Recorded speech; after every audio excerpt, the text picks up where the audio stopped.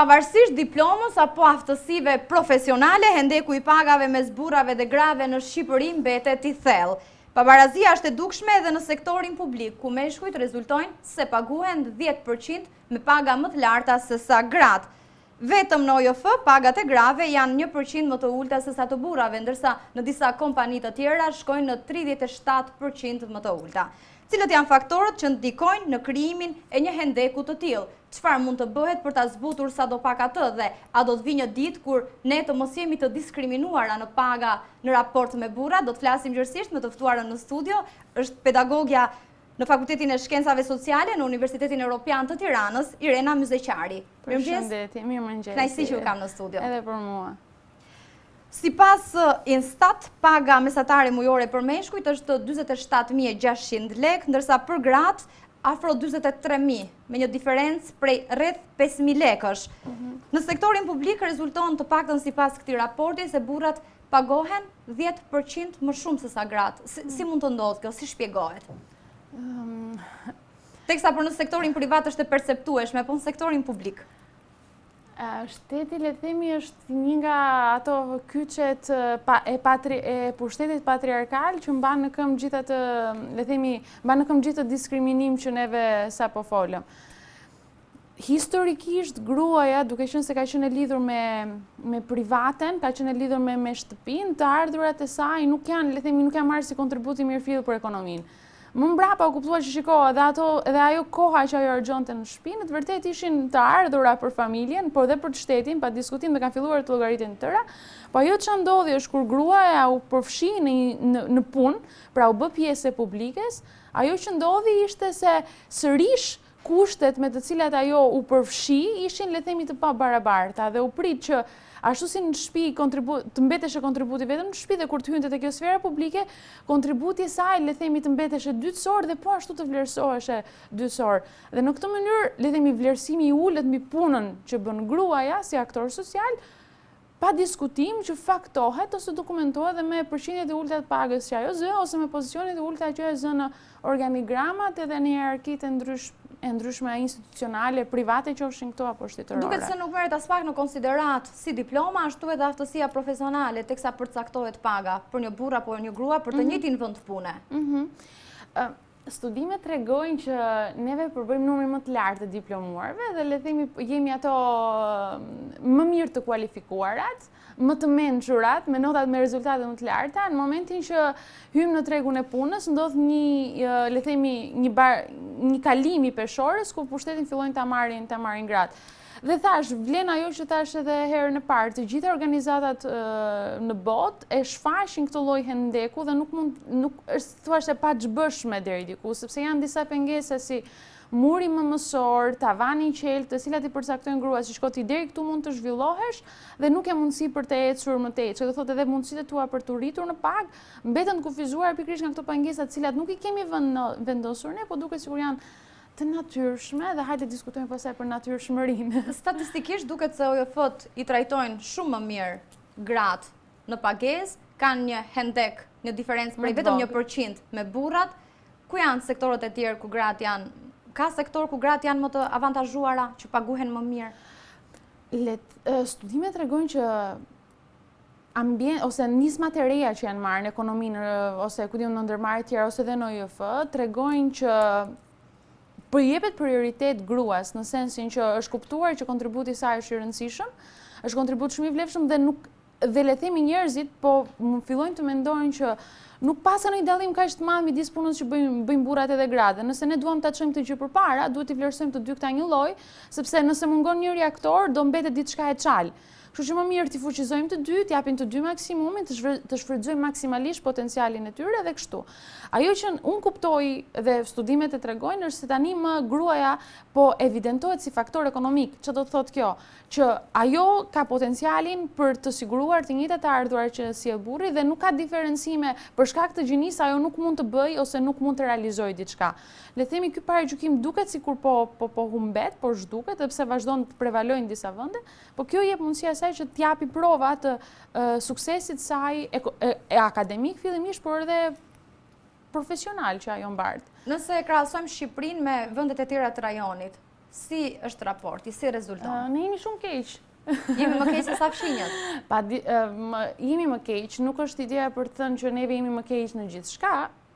Problemi është se tregu i punës ka qenë, studimet tregojnë që tregu i punës ka qenë jo fort i konsoliduar dhe ka, mos të abuzojmë me fjalën tranzicion, por le themi ka jetuar këto periudhat e veta të oscilacioneve, uljeve, ngritjeve, që ka thotë që nuk ka arritur do të konsolidohet roli gruas në ndikimin që ka në ekonomi. Por, nga ana tjetër, jo për të ngushëlluar veten, dhe në vendet e tjera, gratë në Itali, jo më një det në ndan, gratë sërish vuajnë nga të njëjtat pengesa, që do thotë është më mësor që pengon të zhvillohen në aspektin profesional, në momentin që ato punësohen janë të detyruar atë nënshkruajnë atë quhet karta di dimensione bianca, që do thotë nëse unë ngel shtatzan më duhet largohem nga puna, pra le themi kudo ky lloj hendeku dhe pabarazie gjinore ekziston edhe pse në shifra pak më të vogla, po tek ne duket më konkretisht sepse akoma nuk është stabilizuar tregu i punës dhe nuk është shfrytzuar le themi si për burrat, si për gratë,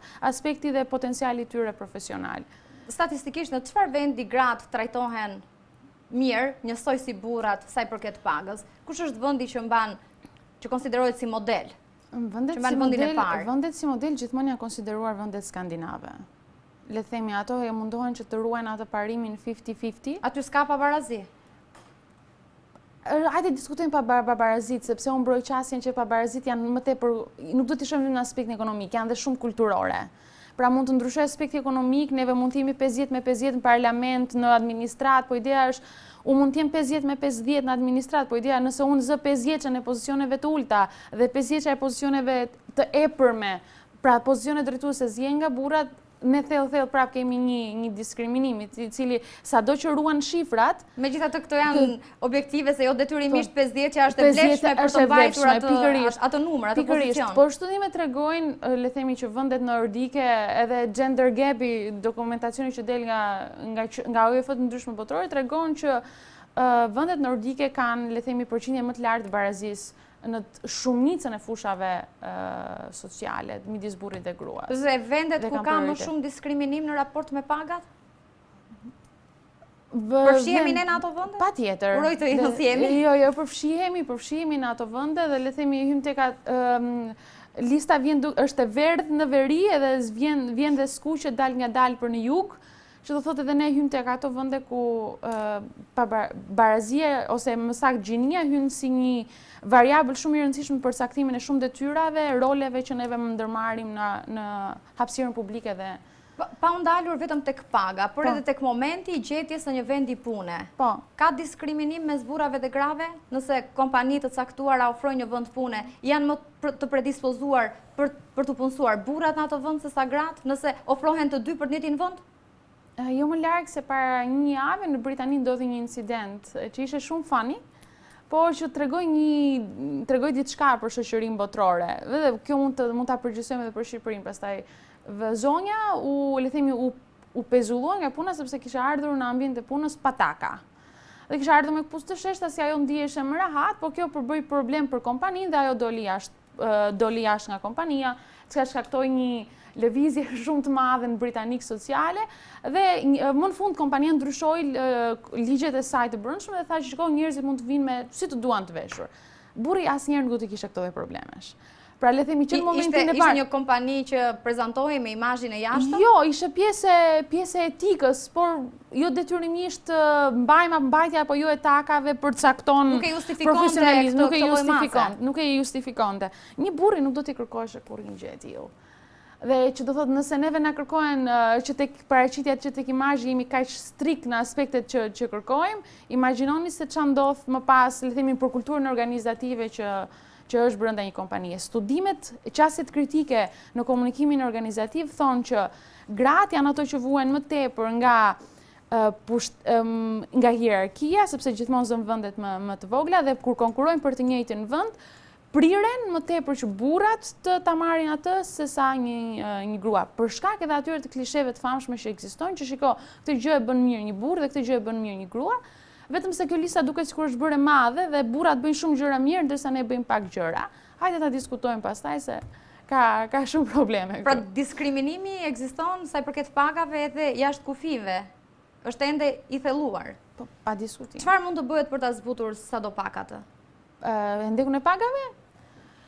Nuk po ndërhyj tek çështjet ekonomike dhe politike të vendit, sepse kjo nuk është kompetenca ime, por unë mendoj se ajo nga duhet ta fillojmë neve është ndryshimi i një kulture.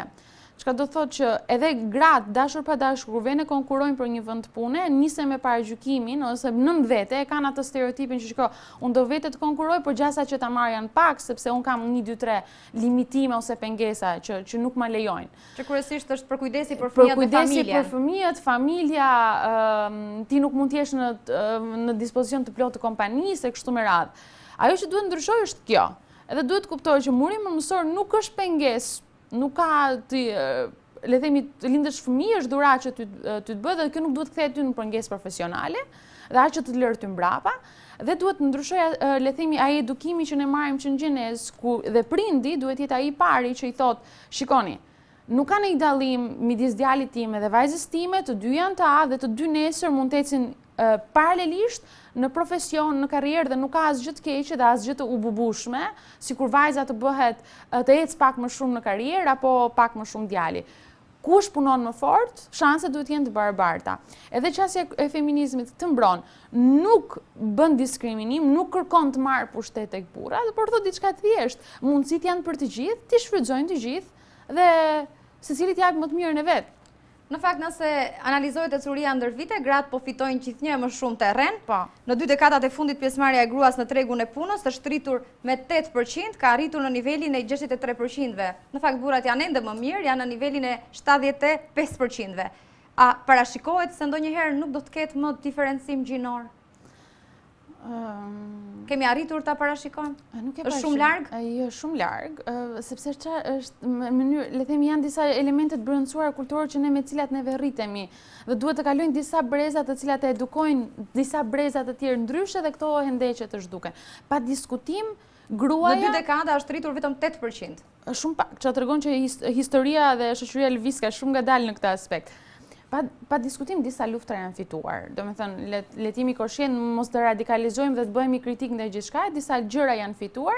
Problemi është se ka shumë për të bërë dhe këshilla ime ose ajo, le themi parimi me cilin ne eci në jetë është që nuk duhet të këndojmë fitore për shkak të shifrave.